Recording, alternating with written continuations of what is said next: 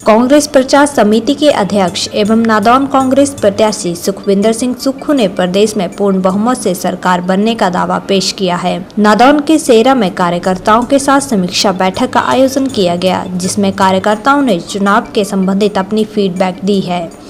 सुक्खू ने बीजेपी के बड़े नेता के साथ 3 कांग्रेस प्रत्याशियों की मुलाकात को योजनाबद्ध तरीके से तैयार करवाई गई बात बताया है, तो 8 प्रत्याशियों के हाईकमान के बायोडाटा मंगवाने को भी कोरी अफवाह बताया है। सुखविंदर सिंह सुक्खू ने पत्रकारों से कहा कि प्रदेश में पूर्ण बहुमत के साथ कांग्रेस पार्टी सत्ता में आएगी। साथ ही सुक्खू ने सोशल मीडिया पर छाई खबरों को कोरी अफवाह करार देते हुए कहा कि 8 प्रत्याशियों के हाईकमान के द्वारा बायोडाटा मंगवाना केवल मात्र झूठ है। सुक्खू ने कहा कि जो विधायक जीत के आएंगे उन्हीं में से सीएम को चुना जाएगा। वहीं छत्तीसगढ़ में कांग्रेस विधायकों को ठहराने की बात जताते हुए हैरानी जताई और कहा कि ये पूर्णतः अफवाह मात्र है। उन्होंने कहा कि सभी कांग्रेस के विधायक 8 दिसंबर को अपने अपने विधानसभा क्षेत्रों में ही रहेंगे और यह चर्चा फिजूल की है कि सभी प्रत्याशी और विधायक हिमाचल छोड़कर छत्तीसगढ़ जाएंगे।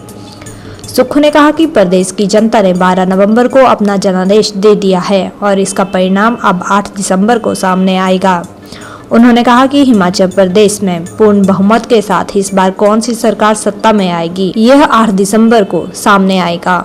सुखविंदर सिंह सुक्खू ने 2 टूक शब्दों में कहा कि मुख्यमंत्री पद की दावेदारी चाहे कोई भी कर ले, लेकिन जो विधायक अपने विधानसभा क्षेत्र से जीत के आएगा और उसके बाद बहुत तेज विकास करेगा, वही मुख्यमंत्री पद के लिए प्रबल दावेदार और सबसे अंतिम में पार्टी हाईकमान का फैसला ही सर्वोपरि होगा।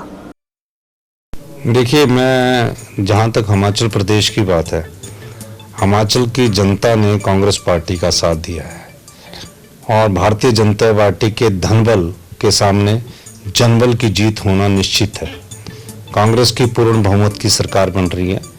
कांग्रेस की पूर्ण बहुमत की सरकार बनने के बाद ऐसा प्रतीत होता है कि हम लैंडस्लाइड विक्ट्री की तरफ जा रहे हैं और निश्चित तौर पर मैं कह सकता हूं कि 8 दिसंबर के जो परिणाम होंगे उसमें कांग्रेस की पूर्ण बहुमत की सरकार तो बनी रही है और हिमाचल प्रदेश में हम लैंडस्लाइड विक्ट्री की तरफ जाएंगे। और आप जब परिणाम सामने आएगा तब भी आप हमारे से सवाल पूछना। ऐसी कोई मेरा मानना है कि अभी तो जो चुनाव लड़ने वाले प्रत्याशी है अब उनकी कोई मुलाकात कभी हो ही नहीं सकती और जिस दिन की ये न्यूज चली है उस दिन के में तो उनके जो होम मिनिस्टर थे तो गुजरात में थे, तो दिल्ली की न्यूज चली है। पंजाब केसरी के एक चैनल ने इस प्रकार की न्यूज चलाई है, तो उस चैनल को उसकी सत्यता का पता करना चाहिए, तो नहीं तो लोग महसूस करेंगे कि पंजाब केसरी का चैनल झूठ ही चला रहा है। तीनों के नाम तो बताइए। काल्पनिक बात करना और प्लांटेड न्यूज चलाना उस चैनल को शोभा नहीं देता। मेरा ये मानना कि कांग्रेस पार्टी के जो भी प्रत्याशी चुनकर आएंगे वो कांग्रेस की विचारधारा से जुड़े हैं, बिकने वाले नहीं है और हिमाचल प्रदेश में बिकने वाला कोई काम नहीं चलता है।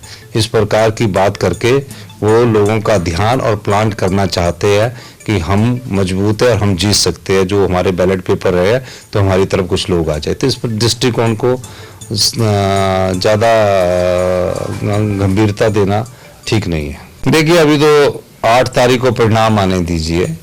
परिणाम आने के बाद हाई कमांड सभी विधायकों से राय लेता है।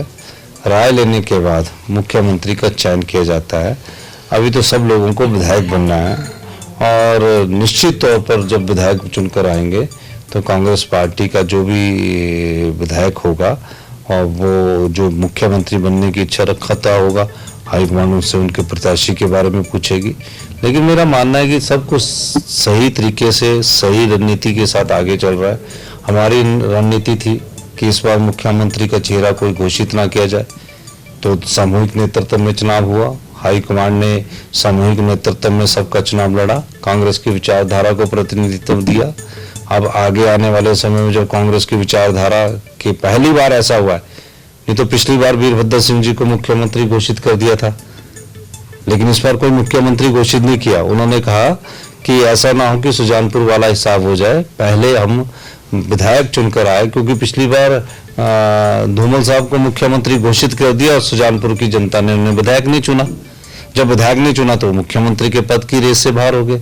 तो सबसे पहले सभी लोगों का ये दायित्व बनता है कि पहले विधायक चुनकर आए, और मुख्यमंत्री की इच्छा सबको रखने का अधिकार है, इसमें कोई दो राय नहीं। और सभी विधायकों को, एक नहीं जो चुनकर आता उसको भी मुख्यमंत्री, जो विधायक चुनकर आता उसको मुख्यमंत्री और मंत्री की इच्छा रखने का अधिकार है। नहीं मांगी गई, किसने चला दिया है कि सूची मांगी है? मुख्यमंत्री की कोई सूची मांगती है? पता नहीं है किस प्रकार की बातें आ रही है कि सूची मांगी है, ये मांगा वो मांगा। मैं कोई नहीं होता।